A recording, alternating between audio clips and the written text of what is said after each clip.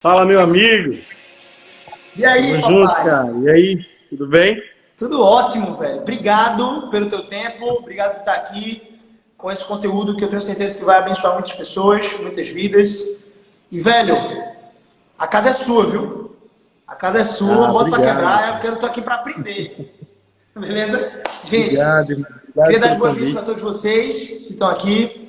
Thomas é um grande amigo, um cara que eu aprendi a ter um carinho grande, enorme. Ele é pastor na igreja Rio, tá? É uma igreja que tem literalmente afluído por toda Recife e tem abençoado muitas pessoas com essas águas vivas que o Rio traz, trazendo vida por toda a sua margem. Onde ele toca é abençoado.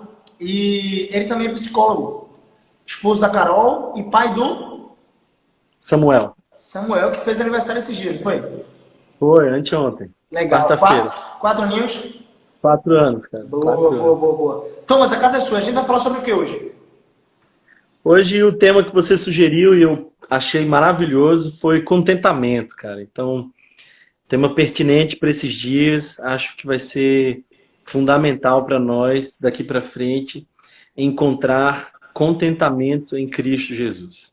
Então, tema muito bom. Estou animado para essa conversa. Obrigado, Gabriel, pelo convite, pela oportunidade de a gente conversar e aprender um com o outro aqui. Tenho muito a aprender também. Estou feliz. Muito bom, amigão. Muito Que bom. legal. Mas e aí, vamos louvar antes? Vamos nessa, vamos nessa. Tô Vamos lá. preparado.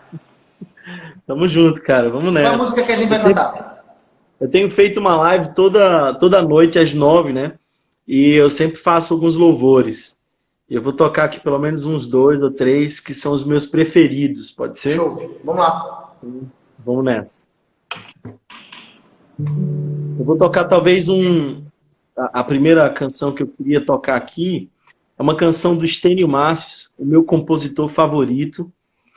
E essa é uma canção que fala sobre contemplação e sobre encontrar a graça de Deus como tudo que a gente precisa, né? Paulo está passando por uma situação difícil, ele clama, as respostas da oração não chegam como ele queria, ele se sente frágil, se sente frustrado, e a voz de Deus ecoa no coração dele dizendo assim: a minha graça te basta. E talvez para o tema como o nosso hoje, contentamento, eu prefiro tocar essa canção para iniciar essa conversa. Porque essa é uma canção que fala sobre a, a experiência de um peixinho diante de um mar gigante, a experiência de uma andorinha diante de um céu enorme e a nossa experiência diante da graça de Deus. Então vamos lá? Vamos lá.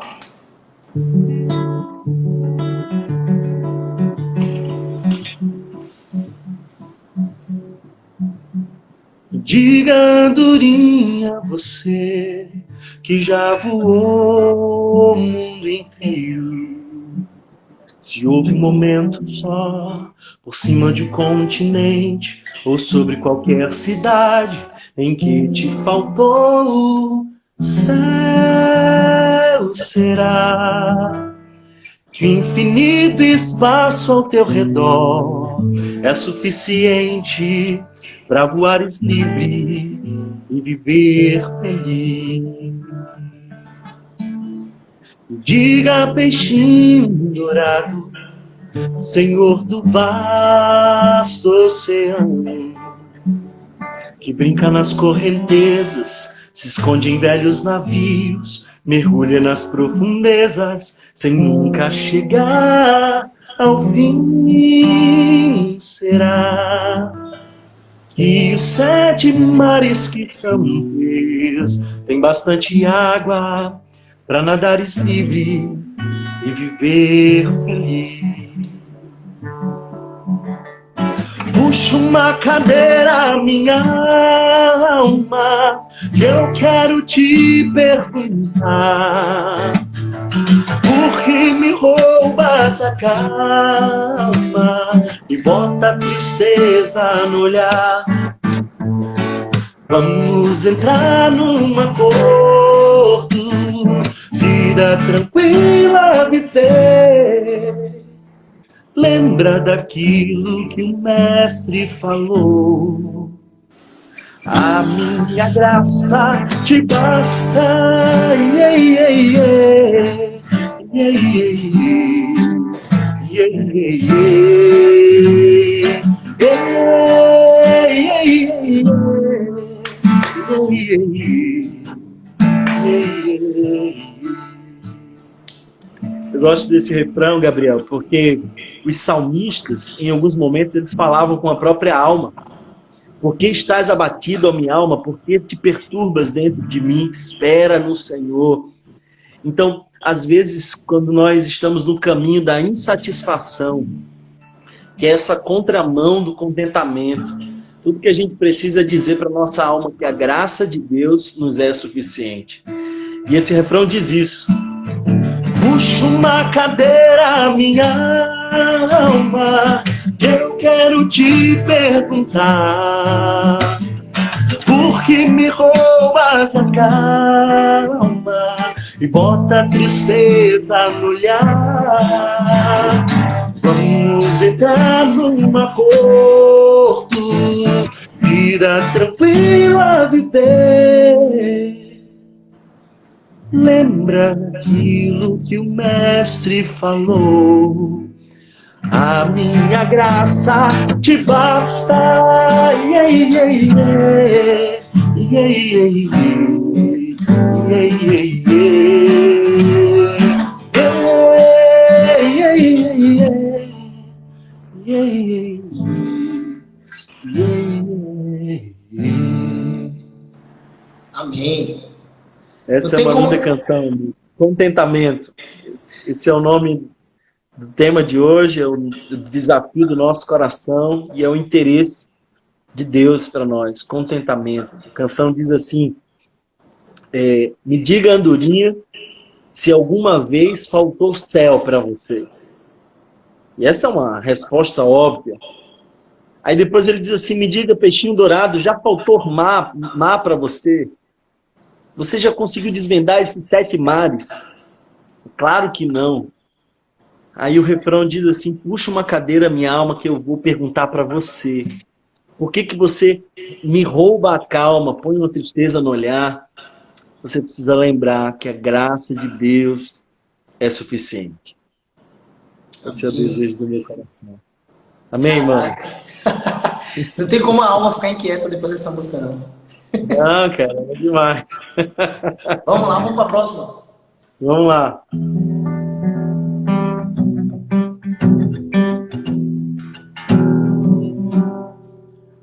Como descrever? Como explicar o amor que vai te jamais vai terminar? Me conheces, sabes quem eu sou. Como me esconder? Sabes onde estou? É de coração tudo que eu disser. Menino de louvor a Jesus. Se as palavras não disserem, como é grande a minha gratidão. Mesmo assim, Senhor, recebe o meu louvor. É de coração. É de coração tudo que eu disser.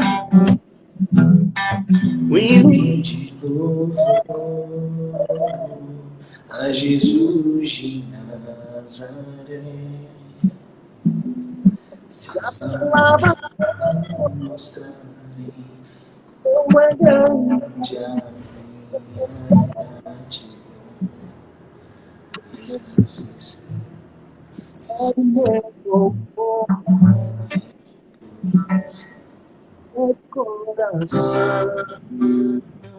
Thomas, o áudio, tem um pessoal falando aqui que o áudio ficou um pouco cortado, e pra mim também realmente ficou cortado. Essa música é tão bonita, vamos tentar de novo, pelo menos uma vez, mais uma vez.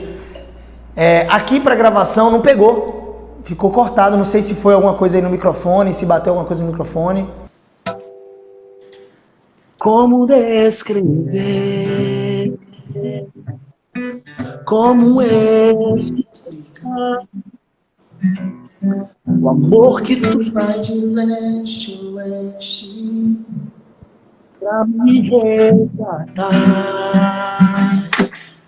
Tu me conheces bem, sabes quem eu sou. Não há como ter de ti, sempre sabes. É de coração,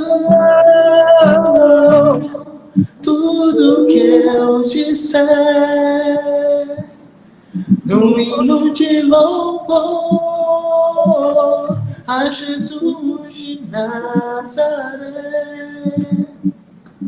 Se as palavras não mostrarem como é grande a minha gratidão, mesmo assim, recebe meu louvor. É de coração. Boa. Ficou cortado aí, mas vamos para a próxima. Vamos para mais uma. Vamos lá. Cara, só tem música boa aí, né, velho, nesse repertório. Faz muito tempo que eu não toco essa canção aqui, mas vou tentar porque eu acho que o tema pede essa canção, né? Vamos acho que é nessa. pertinente. Qual é? Ele continua sendo bom. Ah, massa. Um dia a gente aprende a confiar em Deus que faz milagres, e ouve a nossa oração. Que se faz presente aqui. Um dia a gente aprende a andar um passo só de cada vez, mas sem duvidar,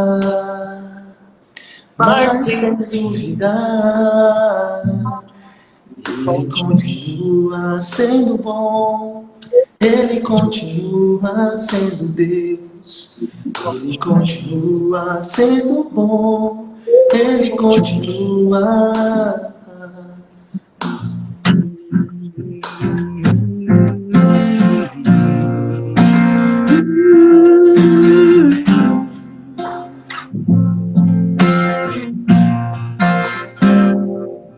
Então chega o dia de viver tudo que se aprendeu e a gente até tudo que não se pode ver. Chega o dia de entender e até ouvir o não de Deus, mas sem duvidar, Ele continua sendo bom, Ele continua sendo Deus, continua sendo bom, Ele continua sendo bom, Ele continua sendo Deus, Ele continua sendo bom, Ele continua. Amém. Amém, irmão. Que bênção, velho. Tô muito feliz de estar aqui, viu, velho? Tô muito feliz de estar aqui batendo esse papo com vocês. Espero que seja o primeiro de muitos. Tô à disposição, cara. Eu louvo a Deus pela sua vida, irmão. Espero que você possa inspirar muita gente aí. Eu sei que você tem sido, talvez, influenciando muita gente. E eu creio que a sua vida tem feito diferença, mano. Me alegro.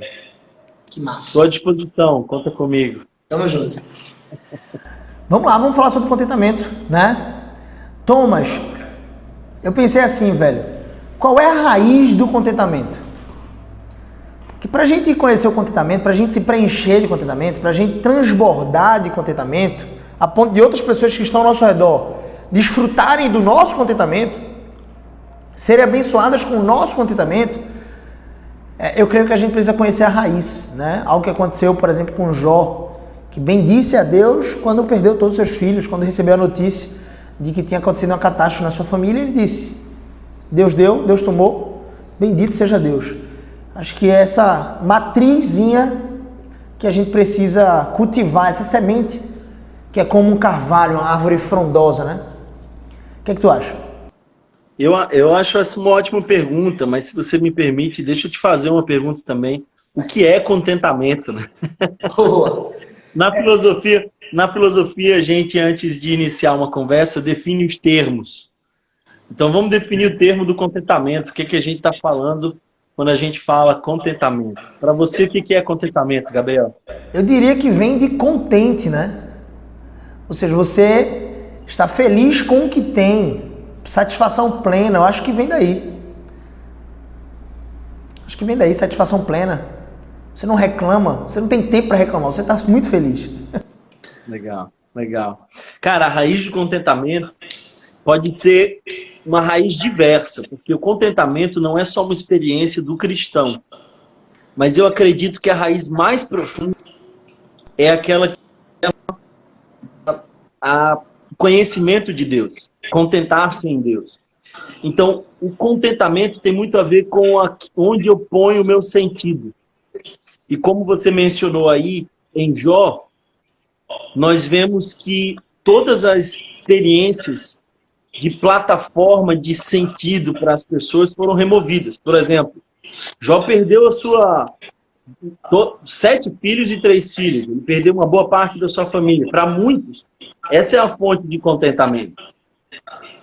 Ele perdeu, antes disso, ele perdeu os seus bens. Todos os seus bens em um só dia. Então ele experimentou a riqueza e a pobreza num só dia. E para muitos, essa é uma fonte de contentamento.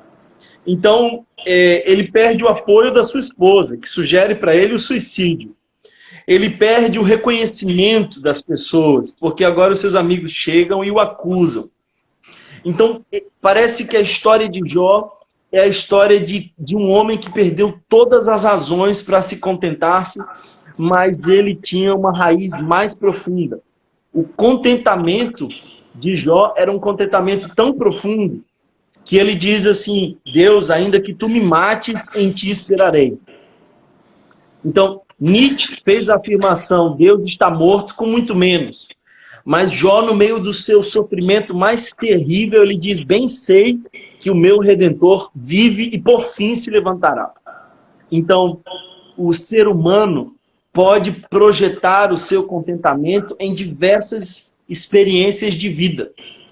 Mas, para nós, essa pode ser uma experiência de sentido, mas a experiência de contentamento mais profunda, que nós entendemos como a bíblica, a única experiência de contentamento que é totalmente sustentável é em Deus. Sabe por quê, Gabriel?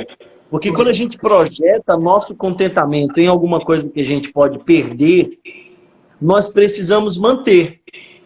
E para a gente manter, nós temos que proteger. E para proteger, nós somos convidados à ansiedade. Então, eu já tive algumas experiências de peregrinar. Eu passei uma semana no sertão do Rio Grande do Norte andando, e dormir é consequência de você confiar que o espaço é seguro. Ninguém dorme se não sente a experiência da segurança. É engraçado, e eu brinco com as pessoas, que quando eu estou pregando na igreja eu vejo alguém dormindo, agora eu fico feliz, porque eu sei que ela está se sentindo segura naquele espaço. Mas então, se nós projetamos o nosso contentamento em alguma coisa que se pode perder, então a nossa experiência é de um contentamento ansioso.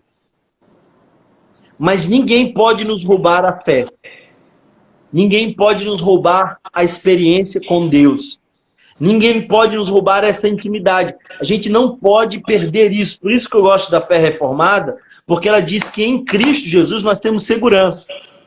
Que a nossa salvação está segura em Cristo Jesus.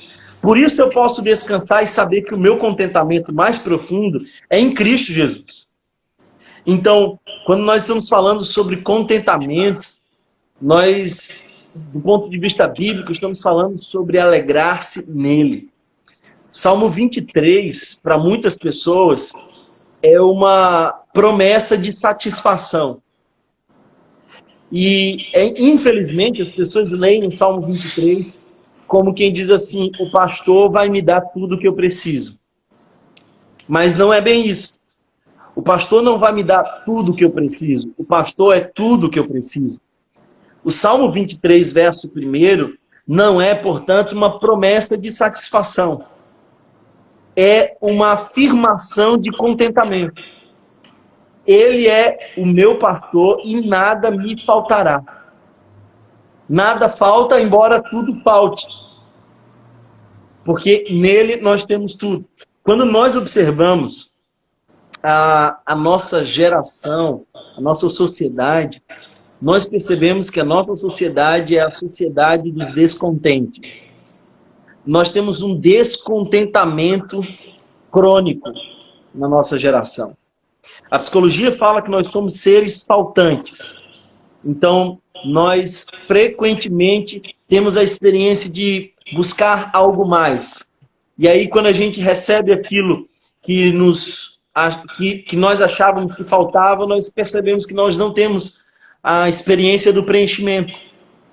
Mas essa lacuna é consequência do pecado.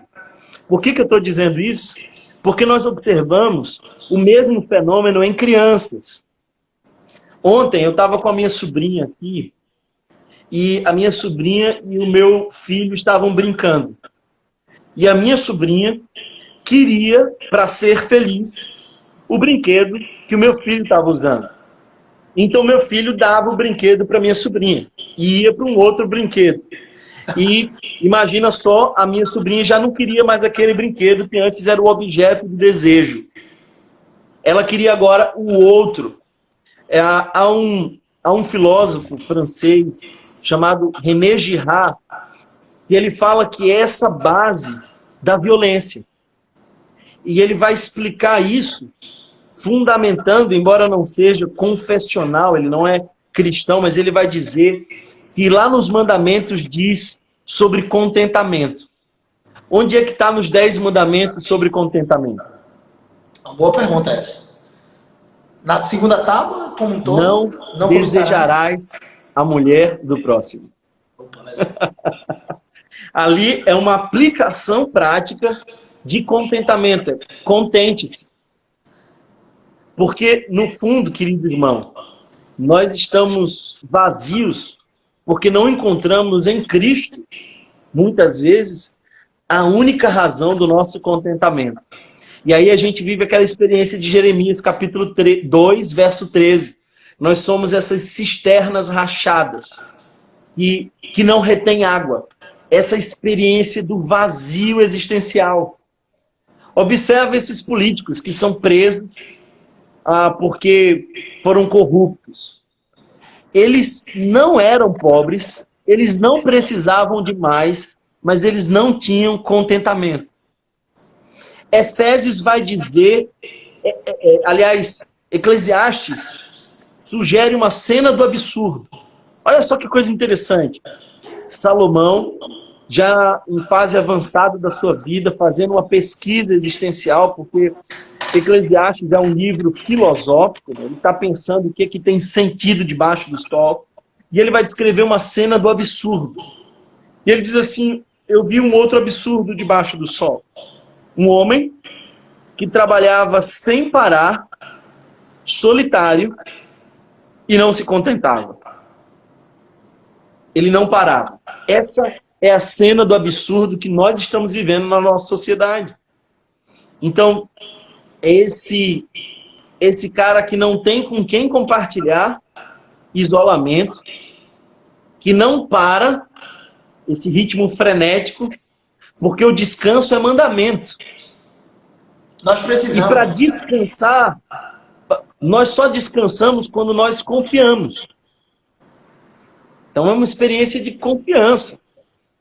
E aí o sábio Salomão vai dizer em Eclesiastes, isso é um absurdo, é um homem que não para, que não se contenta, que não tem com quem compartilhar. É uma cisterna rachada. Aí você tem uma outra perspectiva, que é Paulo, preso nos cárceres de Roma e vivendo um isolamento social, vivendo em circunstâncias subhumanas, injustamente, ameaçado de morte. Mas em Filipenses capítulo 4, de 11 a 13, e o 14 também nos diz um pouco sobre isso, nós vemos a manifestação de um coração que no meio da escassez se alegra. E talvez a parte mais linda desse texto é quando ele rompe numa declaração que diz assim, olha, Filipenses, obrigado, vocês me ajudaram, vocês me mandaram uma oferta, estou agradecido. Não que eu não saiba viver em toda e qualquer situação, porque eu tudo posso naquele que me fortalece. Aí é a raiz mais profunda. Paulo está dizendo assim, eu sei viver em toda e qualquer situação, porque eu tudo posso naquele que me fortalece. Essa é uma experiência de contentamento.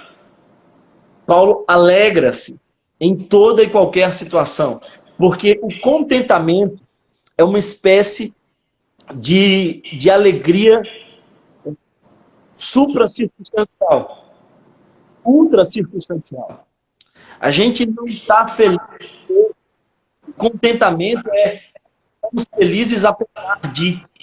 É sobre isso, por exemplo, que nós vemos Abacuque mencionar no seu final do livro. As pessoas decoraram o final do livro de Abacuque, mas esqueceram como é que começa. Porque Abacuque, capítulo 1, verso 2, diz assim, até quando, Senhor, clamarei eu e tu não me escutarás, gritarei violência e não me salvarás? Por que me mostras a iniquidade e me fazes ver a opressão? Litígio e a contenda se suscitam diante de mim. E aí ele vai começar a dizer de uma desgraça. Ele começa a dizer até quando? Depois ele começa a dizer por quê. São as experiências de questionamento.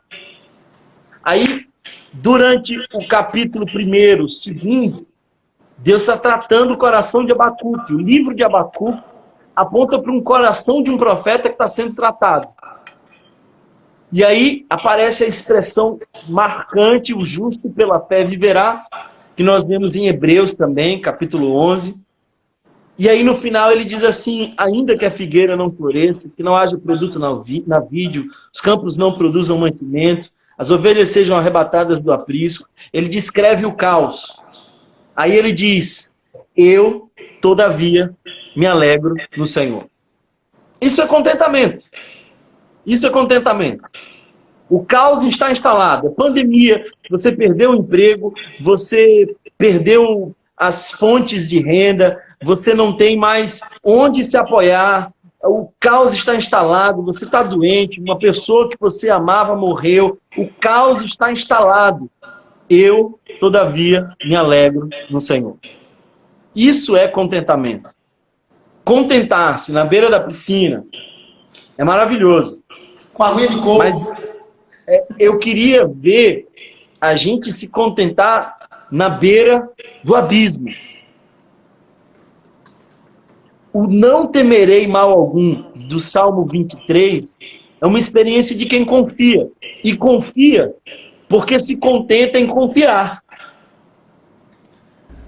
Como a gente faz então? Eu acho que a gente foi no âmago da questão, né? Trouxe vários exemplos e pôde trazer a definição de contentamento, pôde trazer a raiz de contentamento que está em Cristo. Mas como é que o pessoal que está em casa, como é que nós podemos, nessa cultura do conforto, do bem-estar que nós vivemos, uma idolatria desse bem-estar, né? Porque se as coisas estão bem, é porque eu estou bem. O bem-estar maior é o mais importante. Porque o que importa hoje em dia nessa cultura que nós vivemos é ser feliz. E eles colocam a felicidade como bem-estar, como conforto, como sentir bem. A minha pergunta, Thomas, é como é que a gente faz para se preencher desse contentamento? primeiro, a gente não se preenche, nós somos preenchidos, nós somos passivos, é ele que nos enche. Mas eu acho que a gente precisa, irmão, nos reeducar. O nosso problema é a educação que recebemos. Desde sempre nós somos tentados à competitividade, somos educados a buscar uma coisa que está além.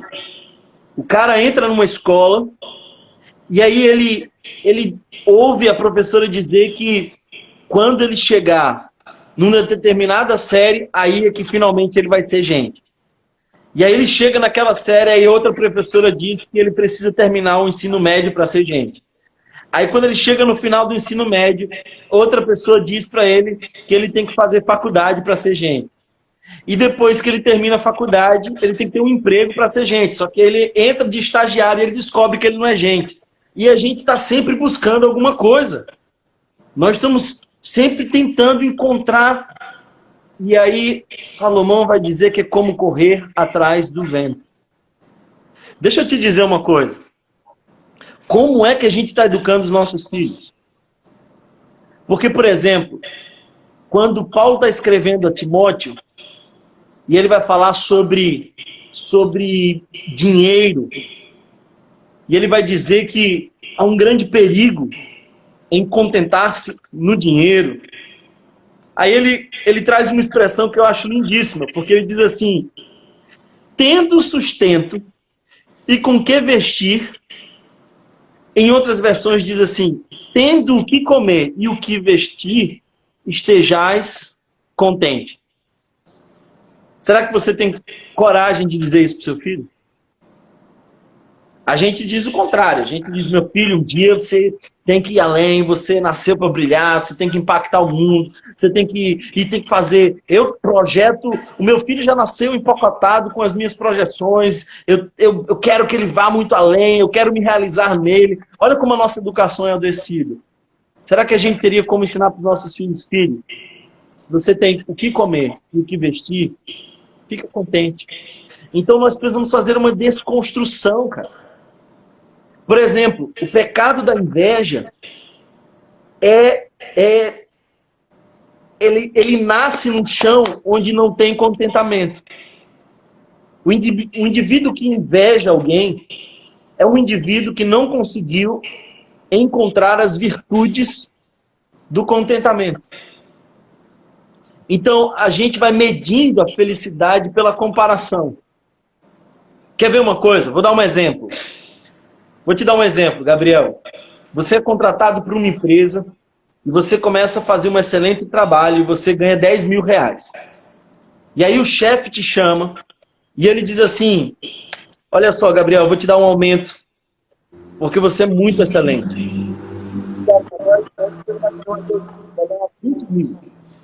Opa, repete um pouquinho que travou. Aí o cara diz: você é muito excelente, vou te promover. E aí? Eu vou te promover, em vez de ganhar 5 mil, você vai ganhar 10 mil. Não, era 10 e 20, foi para 20, eu entendi. Então, de 10 para 20. Você tem o seu salário dobrado, você celebra isso? Então, você está extremamente contente. Aí ele diz assim: eu só preciso que você assine esse documento. E aí quando você vai assinar o documento, você percebe que todas as pessoas do seu setor receberam um aumento também. E o aumento foi maior que o seu. O seu contentamento foi embora. A tua situação mudou completamente. Você poderia estar celebrando, mas a referência nossa é o outro. Como a nossa referência é o outro, você fala: opa, peraí, e por que ciclano aqui foi para 25 e eu fui para 20? Amigo, você ganhava 10 até hoje de manhã. E tava tranquilo. Celebra com o teu 20. Celebra com o teu 20. Não, mas é porque, olha só, esse ciclano aqui, ele nem trabalha tão bem assim. Contentamento não tem a ver com o cenário em que nós estamos, mas com a disposição do nosso coração. Então, como é que a gente faz para desenvolver contentamento?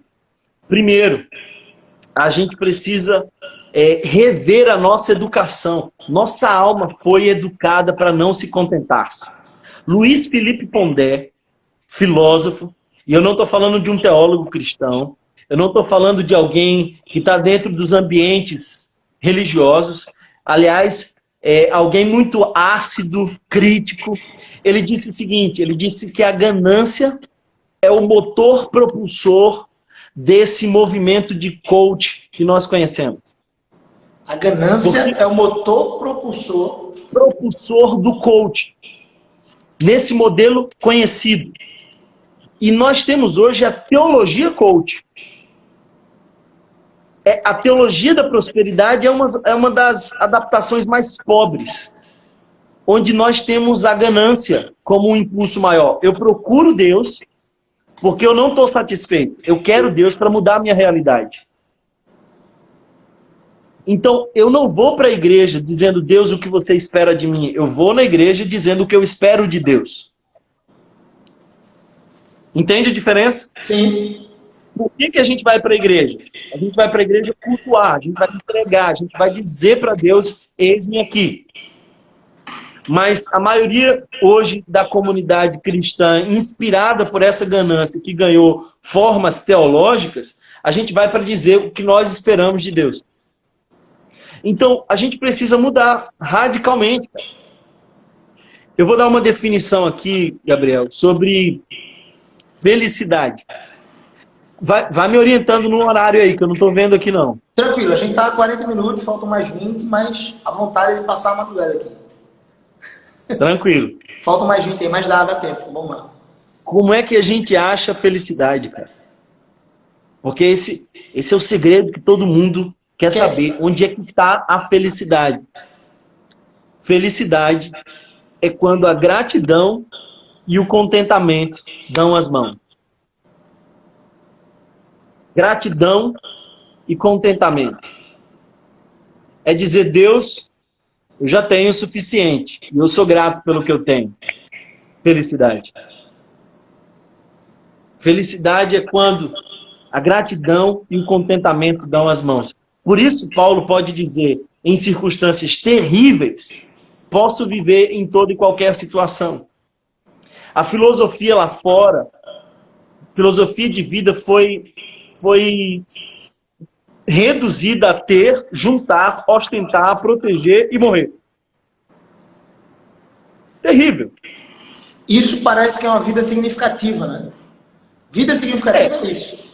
O cara que conseguiu juntar e que luta para proteger é o que nossa sociedade chama de bem-sucedido.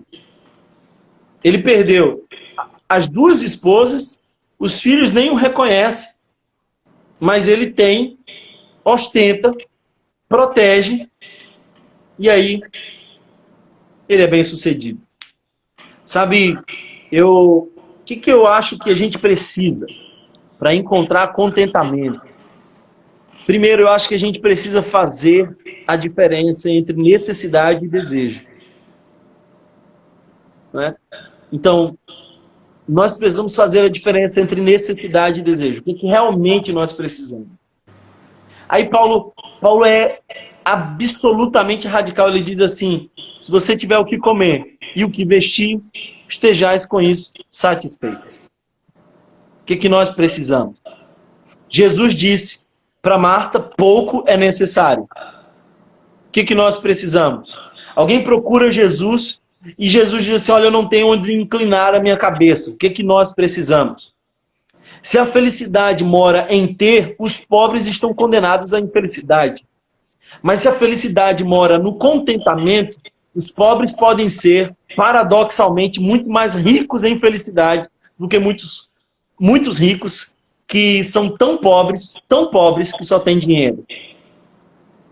Então, precisamos distinguir também entre desejos saudáveis e desejos que são movidos pela concupiscência, por esse olhar ganancioso, desejoso, desejos malignos. Como é que a gente faz para encontrar contentamento? A gente precisa renunciar à vida do espetáculo e da ostentação. Parece, cara, que só funciona se eu mostrar que tenho. Parece que ter não é o suficiente. Aliás, eu diria que os ricos ficariam extremamente pobres e infelizes se eles descobrissem que todas as pessoas têm o que eles têm. Ou se descobrissem que não podem ostentar, digamos assim. E se fosse uma impossibilidade. Exatamente. Então, quando você precisa mostrar, é porque você já não tem contentamento. Você está buscando algo mais. Você está buscando reconhecimento. Né? Então, nós precisamos renunciar a esse espetáculo e ostentação. É interessante observar o discurso de Jesus no Sermão da Montanha e perceber que Jesus começa a confrontar os fariseus dizendo assim, olha, vocês vão para as praças para orar, vocês tocam sinos para dar esmolas, vocês querem ser vistos. E a palavra que Jesus usa ali, que para nós foi traduzida por hipócrita, é algo que também poderia ser traduzido do grego para nós como atores. Vocês são atores. Então, logo em seguida, Jesus vai falar sobre ansiedade.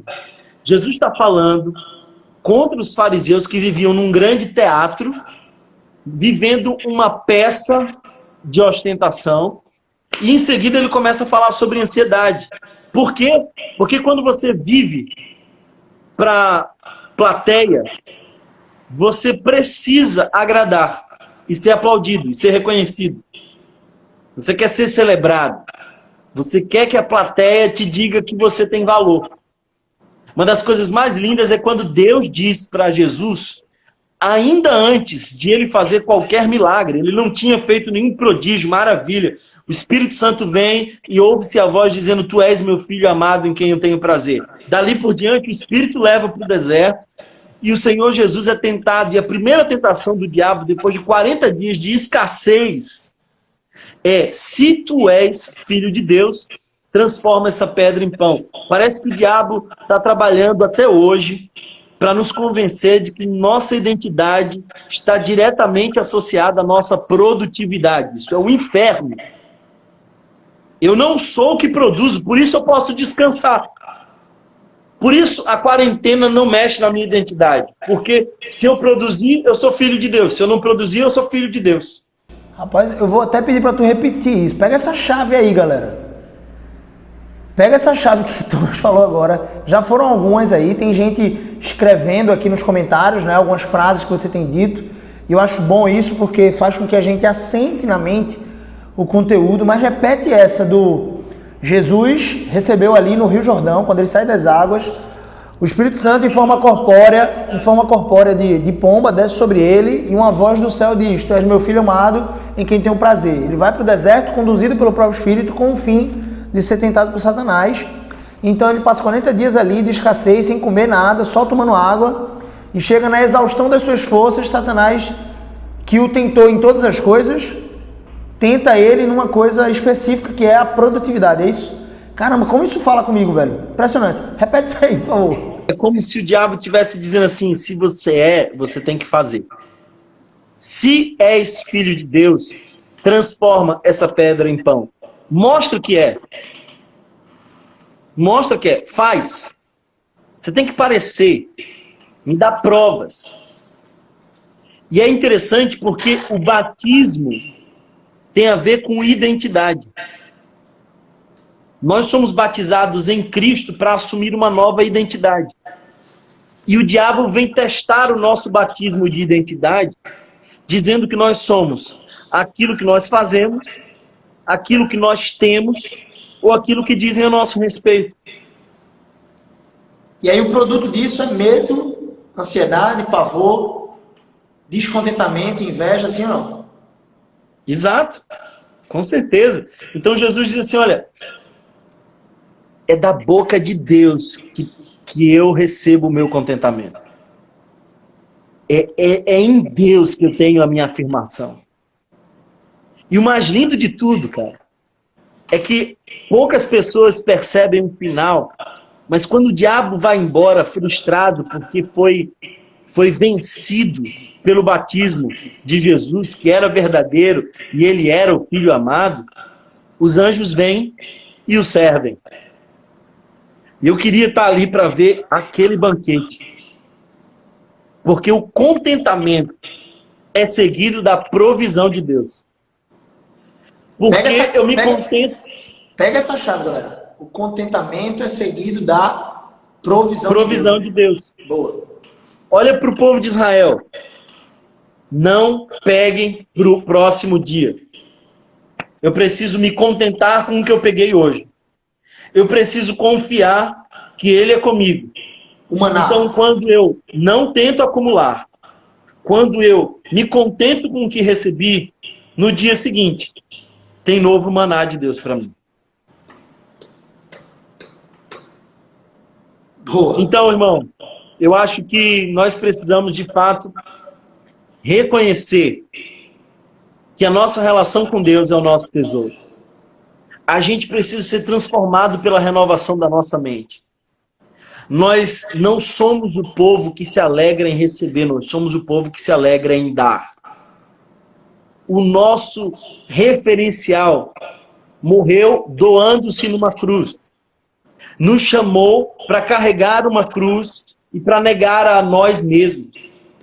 Então nós precisamos avançar em aperfeiçoar o nosso coração, em contentar-se com cada vez menos. Porque quanto menos nós precisamos, mais felizes nós somos.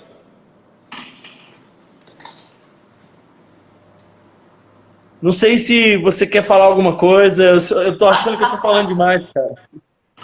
Meu irmão, eu tô aqui atordoado ainda, pô. Foi nocaute de um lado e de outro, ainda tô encaixando as peças, mas, velho, é muito interessante porque eu falo muito sobre produzir, eu falo muito sobre como você pode exalar glórias a Deus através do seu trabalho, através dos seus recursos, através da sua produtividade, e que, de fato, Deus quer a nossa diligência, Ele quer que nós sejamos firmes em cumprir cabalmente aquilo que Ele nos ordenou, seja isso no seu trabalho, seja isso em algum produto ou serviço que você presta. Você precisa ser diligente, mas é muito interessante porque a gente pode entrar nessa rodinha, né, do ratinho, a ratoeirazinha lá, não é ratoeira, né, mas a roldana que fica lá pro hamster e ele correndo sem chegar em lugar nenhum, porque ele não encontra contentamento. E você falou aí sobre produção, sobre trabalho.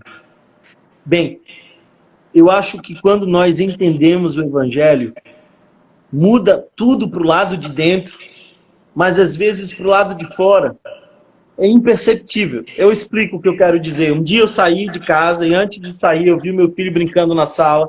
E eu falei: filho, o pai vai trabalhar. E aí meu filho falou assim: tá certo. Aí me ocorreu perguntar para o meu filho: filho, você sabe por que papai trabalha? Aí ele disse assim: para ganhar dinheiro. Filosofia do mundo. Sim. No mundo é assim, se trabalha para ganhar dinheiro. E aí eu tive que explicar para o meu filho que eu não trabalhava por dinheiro. Eu trabalhava por propósito. E o dinheiro era... Quando Paulo vai falar para uma dessas igrejas que ele exorta sobre ladrões que tinham sido convertidos, ele diz assim, em Efésios: quem roubava, não roube mais. Antes, trabalhe para ter com que sustentar o irmão necessitado. Propósito. Nós, se olharmos para o trabalho como o fim de nossas satisfações egoístas, nós ainda estamos com a mentalidade do mundo. Então, a maioria das pessoas querem mais, mas não sabem o quanto precisam. A maioria das pessoas querem mais, mas não tem uma linha que elas poderiam dizer: a partir daqui, tudo que Deus me der, eu vou doar. Eu só preciso disso aqui. Daqui para frente, se Deus me der, eu devolvo de alguma forma. As pessoas não fazem esse cálculo. Porque, no fundo, elas ainda estão pensando com a mentalidade do mundo. Nós precisamos caminhar para livrarmos das competitividades, desse desejo ganancioso, pisar no chão simples do aqui e do agora e entender que Deus é a nossa satisfação. Ele é o meu pastor e nada mais nos faz falta. O Hollywood disse pra gente o contrário. Mas, do ponto de vista humano, Paulo fracassou no casamento, morreu sozinho. Ninguém sabe de familiares que vão visitá-lo. Em nenhum momento aparece a referência da família de Paulo. Ele não morre com um tostão no bolso. Ele não teve nenhum tipo de honra. Mas ele morre glorificando o nome do Senhor. E, biblicamente, é da galeria dos heróis da fé, que não foi incluído nessa lista dos hebreus, porque essa lista dos hebreus está desatualizada. Eu acredito que lá no céu, Deus já atualizou, já colocou Paulo e muitos outros, e muitos outros, e muitos outros, porque até a própria lista de Hebreus diz que muitos outros poderiam ser citados e o tempo não daria. Então tem muito nome aí, eu espero que o meu um dia possa estar nesse. Desses que encontraram contentamento em Deus. Do ponto de vista de Hollywood, um psicólogo, um coach ou qualquer outra pessoa aí olharia para eles e diria assim, foi uma vida mais ou menos, não foi uma vida em abundância, em plenitude.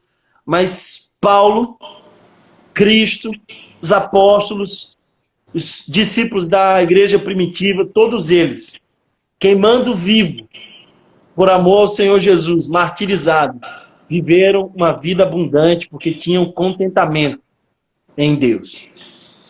É isso que eu penso. Thomas, define para mim, em curto espaço de tempo, acho que a gente tem mais 5 minutos aqui, até a live do Instagram acabar, e tá muito bom, tá uma delícia mesmo esse bate-papo, tenho aprendido bastante, eu acho que todo mundo que tá aí em casa também tá aprendendo, mas define para mim essa vida abundante que Deus nos chamou a viver. Eu acredito, irmão, que vida abundante é ter uma experiência com Jesus que vai transformando todas as áreas da nossa vida e nos levando a brilhar o Evangelho em todas as dimensões que lhe sejam possíveis viver. Então, eu acredito que a fonte em Cristo nos permite desfrutar dessa vida e vida abundante que Jesus fala.